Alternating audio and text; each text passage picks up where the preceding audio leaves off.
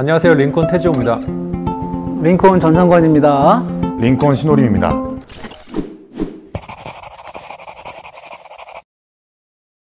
네, 저희 링크원 인문학 오늘 첫 시간인데요. 저희 안동대학교 링크플러스 사업단은 일반적으로 우리가 알고 있는 산학협력의 영역은 그 이공계라든가 혹은 이제 기술 중심의 어떤 산학협력의 영역인데, 그 전통문화라든가 그 인문학과 같은 이제 학문 영역이 같이 이제 결합되어서 그런 차원에서 이제 이번에 이제 링크온 인문학이 이제 또 이제 기획된 것이고요. 산학, 연 같이 함께하는 거기 때문에 같이 연결된다는 의미에서 링크. 죽어 있는 게 아니라 살아 있다는 의미에서 온. 다양한 인문학적 주제를 여러 링크를 통해 가지고 자유롭게 다뤄보겠다라는 게 우리의 취지인 것 같고요. 아무튼 오늘 이제 첫 시간인데 지금 현재 이 코로나 상황에 대해서 저희가 그래서 한번 짚고 넘어갈 필요는 있다고 생각을 해서 한 이제 2년 가까이, 2년은 이제 1년 반 정도 됐죠. 그렇죠. 1년 반 정도 됐는데 이 상황이 이제 우리의 어떤 학교 생활이라던가 아니면 현실에 대한 여러 가지 이제 모습들을 일시 정지시키기도 하고 뭐 변형시키기도 하는 그런 모습들 때문에 한 번은 좀 짚고 넘어갈 필요가 있다는 생각이 들어서 우리가 코로나로 정했죠. 네. 네, 뭐 저희가 일상생활에서 가장 이제 코로나19와 관련해서 얘기할 수 있는 부분들은 아무래도 강의 부분인 것 같아요. 2020년 1학기부터죠. 안동대도 이쪽 지역도 굉장히 유행을 많이 했었죠, 초반에. 그래서 비대면 환경으로 바뀌게 되면서 사실 강의 풍토, 환경 같은 것들이 사실 그 전에서는 볼 수 없었던 것들을 많이 저희가 경험한 것 같습니다. 뭐 저 같은 경우는 처음에 이제 온라인 환경을 구축하게 되고, 그리고 그 온라인 환경 속에서 교수법에 적합한 어떤 것들을 찾아내기 위해서 다양한 솔루션이나 프로그램들을 우리가 직접 좀 시험도 해보고 그걸 통해서 진행을 했었는데요. 확실히 그 과정을 통해서 좀 새로운 가능성을 좀 찾은 것 같습니다. 뭐 예컨대 우발적인 상황이 도래하거나 아니면 대면 강의가 불가능한 상황에 처했을 때 우리가 이제 굉장히 민첩하게 그걸 이제 대응할 수 있는 경험들이 쌓인 것 같고요. 더 나아가서 뭐 강의 시간을 학생들이 자유롭게 조율할 수 있고 교수자들도 자기의 시간을 투자할 수 있고 아니면 이제 강의 시간과 강의 시간이 아닌 시간들을 좀 자유롭게 좀 조율할 수 있기 때문에 그런 부분에 있어서는 또 어느 정도 긍정적으로 볼 수 있지 않는가 좀 싶습니다. 저희가 이제 학교에 있다 보니까 사실 이제 수업 얘기를 먼저 좀 하게 됐는데 지금 이제 신쌤 얘기한 것처럼 좀 가능성이 있지만 사실 좀 어려운 것도 되게 많았던 것 같아요. 저희도 처음 하는 거라서 학생들도 당연히 그랬겠지만요. 전생 어떠셨습니까? 저는 우리 신쌤이 말씀하신 것처럼 뭐 새로운 환경에서 새로운 가능성이 있고 또 새로운 분야들이 개척된다는 측면에서는 유의미한 시간일 수 있다고 생각을 하는데, 사실은 지금으로는 이제 부정적인 게 너무 많아요. 왜 그러냐면 일단 저는 대면 수업도 하고 이번 학기에 비대면 수업하고 대면 수업을 같이 혼합형으로도 했거든요.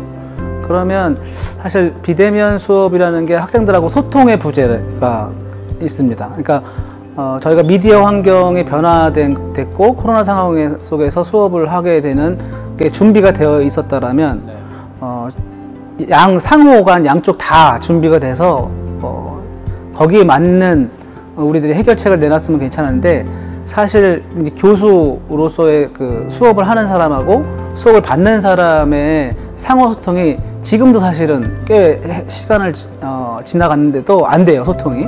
그래서 소통의 부재라는 게 있고, 또 하나는 아마 기존의 대면 수업도 마찬가지긴 할 텐데 일방향성이라는 거죠. 일방향성이 더 커졌다고 저는 보기 때문에 그런 문제를 해결해야 될 것 같고, 사실 이런 인터넷으로 우리가 이제 각종 솔루션을 통해 가지고 수업을 하지 않습니까?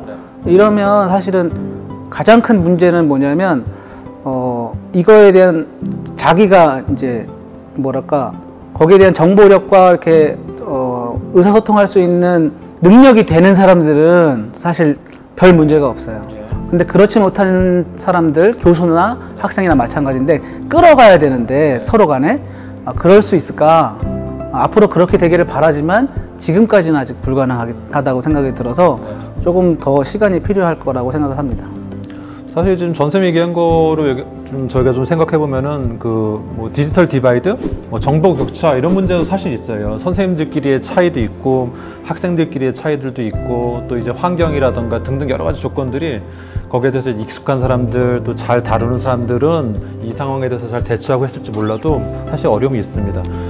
사실 우리가 카메라를 보고 이야기를 하지만 사실 출력되는 화면은 또 모니터란 말이에요. 그래서 우리가 실시간으로 소통을 하고 있다고 하지만 그런 어떤 여러 가지 디지털 디바이스들을 통해서 되게 여러 차례 단계를 거쳐서 소통을 하기 때문에 사실 이 비대칭성이라고 얘기할 수 있겠죠.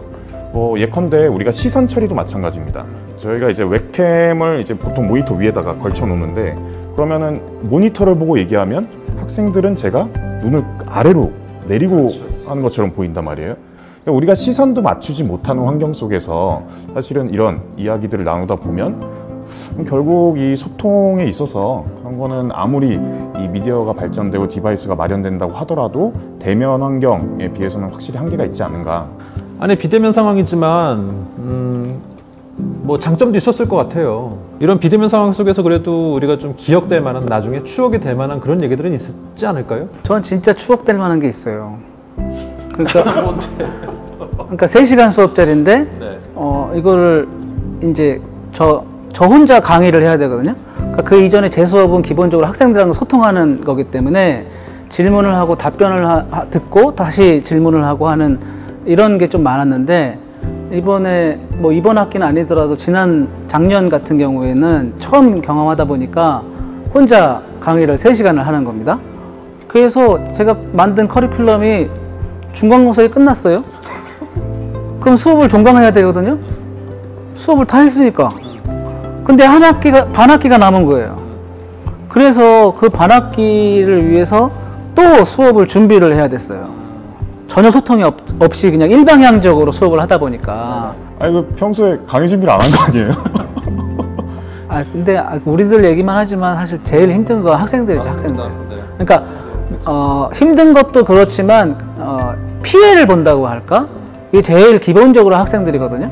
그러니까 그거에 대한 좀 생각을 해서 교수법이나 아니면 그 솔루션이라는 부분도 그 교수에 대한 생각만 할 게 아니라 학생들을 위한 것들을 조금 마련을 많이 해줘야 될 것 같은데 이놈의 학생들도 문제가 많아요. 얼굴을 안 보여줘요? 코로나19가 2021년까지도 계속 유행하게 되면서 사실 이거에 대한 거부 반응이 더 심해졌잖아요. 그러면서 서로에게 책임을 돌리기 시작하고 공동체가 과연 무엇인지 이런 문제까지 사실 문제가 좀 확장되는? 그거죠. 개인과 공동체에 대한 문제를 결국은 고민할 수밖에 없게 만드는 것 같습니다. 이 코로나 상황이. 어떻게 보세요? 그러니까 저는 이 코로나 상황이 우리한테 좀 유의미해야 되잖아요. 처리해야 될 게 아니라 이 상황에서 우리가 뭔가 배워야 되는데 이런 인간에 대한 탐욕이랄까? 이것이 인간인가 할 정도로 사람에 대한 혐오. 그러니까 큰 얘기하면 무슨 레이시스트 해가지고 이제 인종차별주의자들이 양산되고 이제 겉으로 드러나기, 표면화되기 시작한 거지 않습니까? 네. 그래서 종교적으로도 사실은 우리 이 코로나랑 통해가지고 종교적으로 문제가 되는 집단이 있어서 그 관련된 종교를 다 무시하는 적도 있고 또 우리가 속한 대구 경북 지역이 좀 초반에 컸기 때문에 너 대구 사람이야? 너 대구에서 학교 다녀? 예를 들면 안동에서 학교 다녀? 안동 교수야? 그러면 야 문제 있는 거 아니야? 뭐 이런 지역적 갈등도 있었던 것 같고 세대 갈등도 심한 것 같고 그래서 이건 오히려 자성의 측면에서 보면 우리가 어떤 사고방식을 가지고 있었는지 고민해 볼 필요가 있다라는 생각이 들어요. 네. 그러니까 방역 지침을 모두가 지키면은 이게 금방이라도 해결될 수 있다는 믿음이 있었는데 어떤 집단의 문제다, 어떤 세대의 문제다, 어떤 지역의 문제다로 이제 몰고 가는 거죠. 그래서 그들을 일종의 모든 어떤 원인을 다 덧지어버리고 일종의 희생양으로 만들어 버림으로써 해결하려고 하는데 문제는 사실 코로나19는 계속 유행을 한 거거든요. 그러니까 계속 새로운 희생양을 찾아다니면서 종교, 지역, 세대 넘나들 것 없이 서로를 이제 혐오하게 만드는 시대가 된 것 같습니다. 지금 신쌤 얘기한 것처럼 사실 이제 계속 희생양들이 계속 나타나게 됐는데요.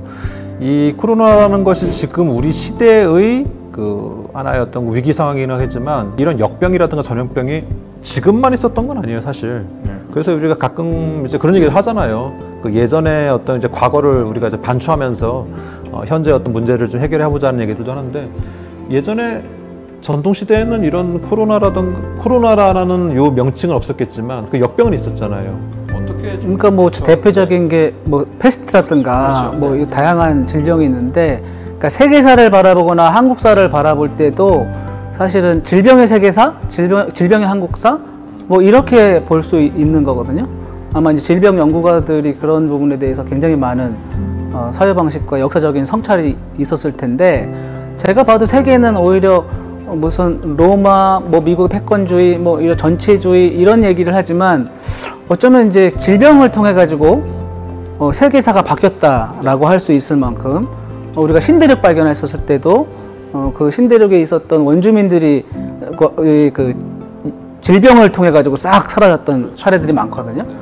그렇기 때문에 저희는 오히려 이번 코로나 사태를 통해 가지고 세계를 바라보는 눈이 지속적인 질병의 세계사의 측면에서 조금 바라보는 게 좋지 않을까. 아니 뭐 이제 질병의 역사 말씀하셨으니까 뭐 우리나라에서는 천연두, 뭐 마마라고 불리는 전염병이 굉장히 좀 불가항력적인 대상으로 인식이 됐었죠. 그래서 우리 옛날 비디오 같은 거 보면 호환, 마마, 전쟁 이 세 가지가 같이 비유적인 표현으로 됐었잖아요. 이 천연두라는 신에 대응을 못하니까 이 종교적으로, 우리 옛날에는 이제 무속이라고 불리는 굿에서는 이런 천연두를 하나의 신으로 모시면서 그 신을 손님이라고 불렀습니다.